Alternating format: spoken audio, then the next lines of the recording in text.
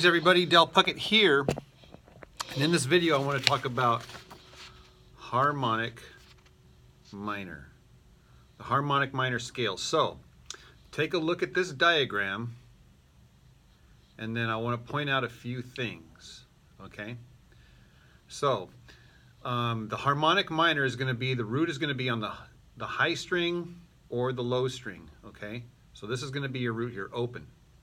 And it's going to look like a normal minor scale except for this note here, which is a major 7. So it's going to go open, 2nd fret, 3rd fret, 5th fret, 7th fret, 8th fret, jumping up to the 11th fret to the 12th fret. And then what I did is I just drew in all the dots over the neck, entire neck of a 3-string cigar box guitar. Okay, so I'm going to point out a few things now, and then I'm also going to point out a few more things, but I didn't want to draw on this until I showed you this first. Okay, so take a good look at that. Pause the video if you like, and then I'm going to point out a few things here. So, first off, I'm tuned E, B, E.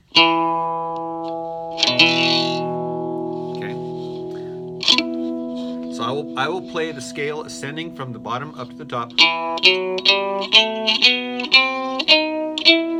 then down. So it's a very exotic sound.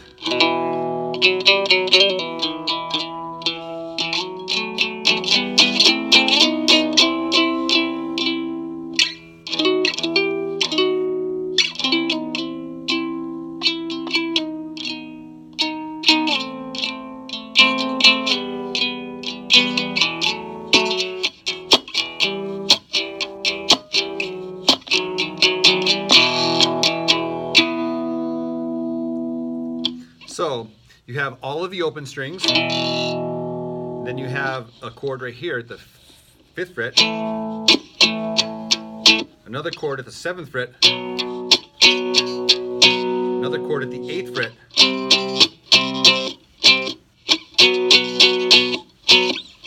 so if you want to do 1-finger bars, it's at the 12th fret, 8th fret, 7th fret, 5th fret, and open.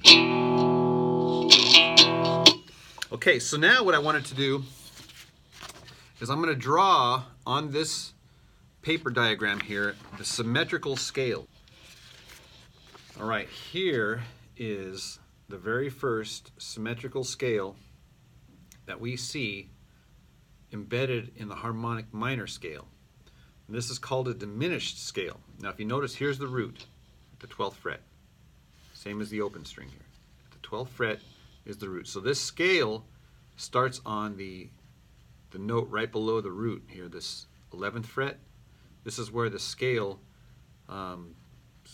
starts from, I guess, if you want to call it a starting point. But notice how it repeats. Every 4 frets, it repeats. Okay?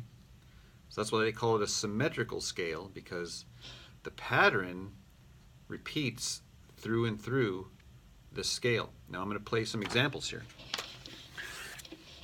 Again, so here's my octave, and here's where the notes or the scale is going to start. Just a half step down, right?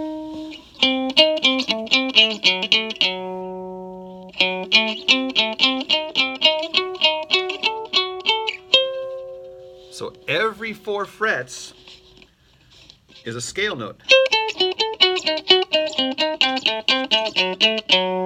And it resolves nicely back into the root. So you can also do the chords with that as well. So here's what the chords would look like.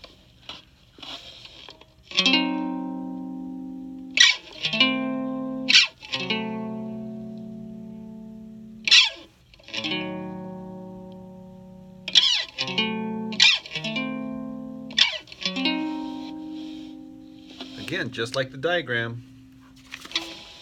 I'm just following the diagram. So these are diminished chords and diminished scales.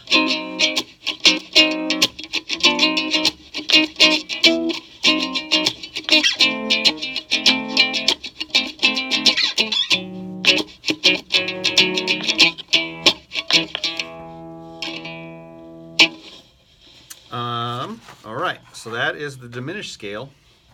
And now I will draw the augmented scale. All right, so this is starting to look like a mess, I agree.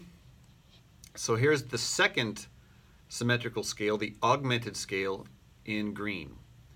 So you can see here, starting off at the same starting spot here on the 11th fret, you have the major third intervals all connected in the green line here, and that's the augmented scale. So the diminished scale, represented by these red lines here, repeats every 4 frets, or every step and a half. It's a minor third. And then the augmented scale is in green, and it repeats every other whole step. All right, so here's some of the chords, the chord shapes. This is one of the chord shapes, augmented chord here, and this is another one, like the D form, the D chord.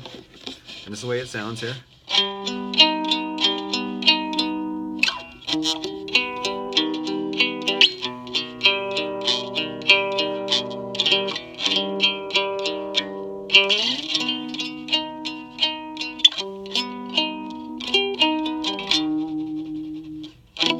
And again, they all resolve nicely back into the root. So, harmonic minor can be subdivided into 2 symmetrical scales, the diminished scale shown in red and the augmented scale shown in green. Now if you notice this, by overlapping these 2 symmetrical scales here, we can account for every note in the harmonic minor scale except for the root. See how the root is the only note that is not contained in either a red or a green line? Isn't that crazy? Kind of cool. All right, there you have it, my friends.